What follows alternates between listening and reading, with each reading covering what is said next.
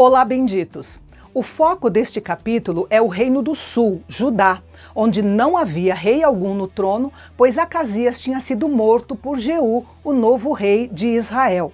Então entra em cena Atália, filha de Acabe e Jezabel e mãe de Acasias. Quando ela soube que seu filho estava morto, ela viu ali uma oportunidade para assumir o trono. Como Jeú havia exterminado todos os descendentes de Acabe no reino do norte de Israel, Atália tentou salvar algo para a família de Acabe no reino do sul, ordenando que toda a descendência real fosse eliminada. Diante daquele quadro de morte em massa, aqueles que ainda se mantinham fiéis ao Senhor devem ter se perguntado por que o Senhor havia permitido que Atália fizesse tamanha maldade. Porém, Deus ainda estava sentado no seu trono e tinha servos preparados para entrar em ação. Neste mundo que parece controlado pela dissimulação e pelas ambições egoístas, ainda há pessoas que creem na palavra de Deus e que fazem a sua vontade com coragem. E uma dessas pessoas foi a princesa Jeoseba, irmã do rei Acasias, que quando soube do plano maléfico de Atália, raptou o seu sobrinho Joás, de apenas 1 ano de idade, e o escondeu com sua babá. Jeoseba é pouco conhecida, mas teve um lugar importante no plano de Deus. Por meio da sua coragem e engenhosidade, ela preservou a linhagem real de Davi, por meio da qual o Messias viria. Veja que pessoas más como Atália começarão o seu trabalho, mas Deus sempre vai levantar uma Jeoseba. Durante 6 anos, o menino viveu escondido em um cômodo na casa do Senhor. Assim como o pequeno Samuel, Joás cresceu no templo, talvez ajudando os outros sacerdotes em pequenos trabalhos, sem atrair muita atenção. O sumo sacerdote Joiada, Jeoseba e a ama do menino foram pacientes e esperaram pelo tempo de Deus. E durante 6 anos, Atália reinou em Judá, no sul. Se ela soubesse do herdeiro sobrevivente, ela teria ordenado a execução tanto do herdeiro como dos seus tutores ou dos seus guardadores. Embora Acasias tivesse sido um rei mau, que fez alianças malignas, ele ainda era o descendente de Davi. E foi por causa de Davi que Deus manteve a sua promessa e poupou o pequeno Joás do massacre da sua avó, Atália. A linhagem de Davi quase se extinguiu, continuou apenas na pessoa desse garotinho. O sumo sacerdote Joiada era um homem piedoso que estava esperando o tempo certo para restaurar o trono à linhagem de Davi e tirá-lo da filha de Acabe e Jezabel. Ele escolheu um sábado para o dia do golpe, porque era o dia em que os guardas trocavam de turno. Ele poderia reunir 2 grupos de guarda no templo ao mesmo tempo, sem chamar a atenção.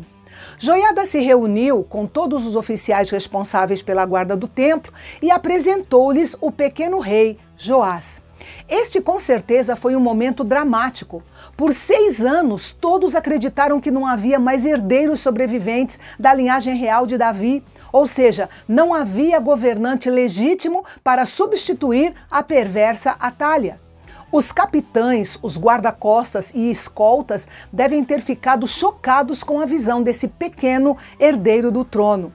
Isso nos lembra que muitas pessoas vivem sob o governo de Satanás porque não sabem que existe um rei legítimo pronto para reinar em suas vidas, Jesus Cristo. Pois bem, o segredo tinha que ser mantido porque o filho do rei seria morto imediatamente se sua existência fosse revelada. Joiada então os fez jurar obediência às suas ordens e silêncio quanto ao que estava prestes a acontecer. Depois descreveu seu plano para eles. Todos deveriam se posicionar em seus lugares, como sempre, para não levantar nenhuma suspeita, sendo que os 2 grupos que saíam de serviço no sábado fariam a guarda da casa do Senhor e do rei Joás. Joiada, então, deu aos capitães as lanças e os escudos que haviam pertencido ao rei Davi, que haviam sido confiscados em várias das suas batalhas e que estavam guardadas no templo do Senhor. Quando chegou o sábado marcado, o povo veio ao templo para adorar e os guardas estavam em suas posições. Então o sacerdote Joiada trouxe o rei Joás, então com 7 anos de idade, e o apresentou ao povo, que, claro, deve ter ficado extremamente surpreso. Depois colocou a coroa na cabeça de Joás, deu-lhe uma cópia da lei de Deus, a que ele deveria obedecer, o ungiu e o povo recebeu o seu novo rei, aplaudindo e gritando: "Viva o rei!" Enquanto isso, no palácio, Atalha assustou-se ao ouvir os gritos repetidos de "Viva o rei!" e saiu depressa em direção à casa do Senhor, de onde ouvia o som de alegria e de festa, para ver o que estava acontecendo. Quando ela viu o pequeno rei Joás coroado e o povo festejando à sua volta, ela rasgou as suas roupas em protesto e gritou: "Traição! Traição!" Por 6 anos, ela governou porque acreditava que não havia herdeiros legítimos para ocupar o trono de Davi. E agora ela via que Joás, seu próprio neto, tinha escapado da sua intenção assassina. Na realidade, ela era a traidora. Joás era descendente de Davi e tinha todo o direito ao trono, enquanto ela havia tomado o trono para si sem direito algum. Mas Atalha não demorou muito para perceber que estava presa. Havia guardas por todos os lados. Ela não poderia escapar, nem chamar os seus soldados para socorrê-la. Então ela correu para o átrio do templo. Mas Joiada ordenou que os capitães a escoltassem para fora do átrio do templo e que matassem qualquer um que a seguisse. Quando chegaram na área do palácio, próximo à entrada dos cavalos, os capitães a mataram à espada. Joiada então estabeleceu uma nova aliança entre o Senhor, o rei e o povo.